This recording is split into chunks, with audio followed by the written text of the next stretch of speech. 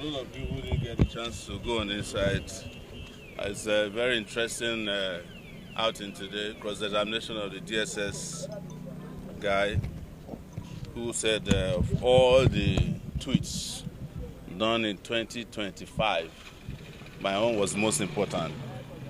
And they screenshot it.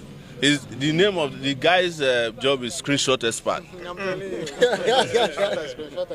A screenshot. Even letters he submitted to me. He submitted a screenshot of it. Everything. So we had a fantastic outing there, but we have not even started our own defense yet. So, but we came out to thank you for coming and to assure you that the revolution is on course. Of course, yes. Nothing can save these guys, and they know it. And that's why you see them panicking up and down. We just want to take some questions from the lady who requested for a special interview. So let's go. Yes, it's afternoon. It feels like morning anyway. Maybe it's because it's morning in America. What's your reaction on Oshiomole saying the price of rice has reduced and Tinubu is doing a good job for the country? What do you have to say? Oshiomole is saying that from which market? Auchi market. Listen, when we talk about prices of goods and services in any economy, we are not discussing price that somebody screenshots.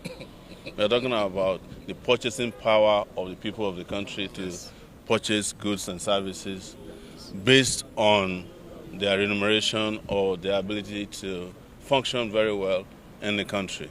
And that's why we've always discussed living wage. So if the price of rice, let's assume that what Oshiomole is saying is true. If the price of rice goes to 40,000 naira per bag and your salary is 73,000 or 77,000 naira per month, if you buy one bag and you take transportation for another 30,000, how much is left? 7,000 naira. Aside tax. Yeah. And that is, we have not added tax. And when we talk about tax, one of the conversations people don't have about tax is that, you see, taxation has nothing to do with pay as you earn alone. The moment you introduce tax on anything, there's a multiplicity of the effect of the taxation. So some of it is transferred to rice, pure water, medicine. It's the same thing. What ruined the Nigerian economy today is the decision by Tinubu to remove subsidy. Nigeria is never going to recover from it. The only people who have recovered from it are the people who are collecting the subsidy into their pocket. That's Tinubu and his children and members of his family and his cabinet. So there's, I know Oshiomole very well. Oshiomole has never told the truth before in his life. Yes, he's the one who said that if you join APC, your sins are forgiven, that's the only truth he has ever told. Yes. The reason they don't apprehend the likes of Bello Turji is that, and I've said this several times, the terrorism and the banditry industry is controlled by those in government. And these Bello Turjis, the guy that was in Boko Haram, they are all their boys. So if they want to go and bomb somewhere now, they will tell Bello Turji in advance we are coming. Or they will throw the bomb where Bello Turji is not at. There was a revelation made by a publication known as Human Angle. I think it was last month. I think it was last December. Which showed that throughout the time that Nigeria was saying that they have killed Shekau, they knew his location all throughout. And they never bombed the place. He wasn't even staying in a mansion, he was staying under some trees like that. And they have not debunked the revelation till today. So when there was another one I knew, that Nigerian government hired opposing terrorists to go and fight themselves. Wow. Instead of killing both sides. So when you hear that ISWAP is fighting Lakurawa, just know that it is federal government fighting federal government. Maybe one side is not, acting according to the script that has been, according to their contract. Yes. Don't forget that this is the same government that whenever the terrorists are low on funds and food, what they call non-kinetic approach is that they will send money to them, or they will pay them ransoms that will help them retool, recoup, and rearm. That's what Nigeria has been doing about terrorism. And the only time that they do something is maybe when it affects them directly or their families, or maybe when the world is shouting. Like when Donald Trump was shouting, suddenly they said, but the moment they found ways to bribe Donald Trump and his people with, what's the thing they call, the contract they gave them to help them lobby, the lobbies. And Donald Trump has moved to Greenland. Nigeria also has moved on to hiding against terrorists. So what I'm trying to say is that the Nigerian military, Nigerian DSS, are in bed with terrorists. They themselves are terrorists, by the way. We are here for a reason today. If you are all in court, you will cry for Nigeria the way the DSS guy was talking about a post that he said I made. He said that the post threatens, that it was creating tension in the country. So the post that was made by that guy on TikTok who works as a bandit, that one did not create tension.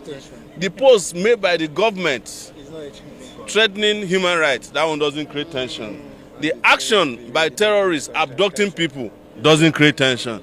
But one post, they said they linked the thing to me.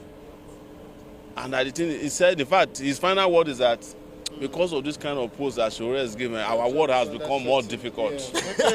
Well, that's what he said. When they are the ones, that because they are the ones putting their lives on the line. So how is it that my post threatens the country, but terrorists don't threaten the country? Terrible situation. I mentioned earlier before we got there, 177 people are in captivity in Kajuru, local government of Kaduna State. The DSS is not looking for them. Instead, they are looking for Zidane. And if you see the guy, these are the kind of guys that won't even go near any fight. He looks like a playboy. So that's why I said, in ending my conversation, is that you don't have leaders. Nigeria still have leaders. Just accept that and move on with your lives. Yes. Okay, so lastly, on the case of the Kajuru abduction, what's your reaction? What do you have to say about that? I've reacted too many times today. So some of you don't know that the last time there was a major abduction in Kaduna, I was the one who led the protests here. I think it was a university or college of education in Kaduna. And the moment we led the protests, they released them the next day. That tells you that government is always aware of the people. But do you know what they did in this particular case? That is complicit and criminally very, very unbelievable. And that's why I call these guys criminals. And I have no regrets over it. They denied that there was any abduction so that the terrorists can take their victims far into the bush. They denied for almost 3 days. Yes. By the time they accepted, these people are nowhere to be found. They even went to the community to be threatening them that if you speak to the press that you are abducted, we will come after you. It was when the media kept pounding on it, because I think this story was broken on Sowore Reporters right away. But initially, they said that it was a lie. And you have lost precious time, but this is part of what we are talking about. They are the ones who carried out the abduction. And when they are tired, they will release them after they have collected and shared the ransoms amongst themselves. All right?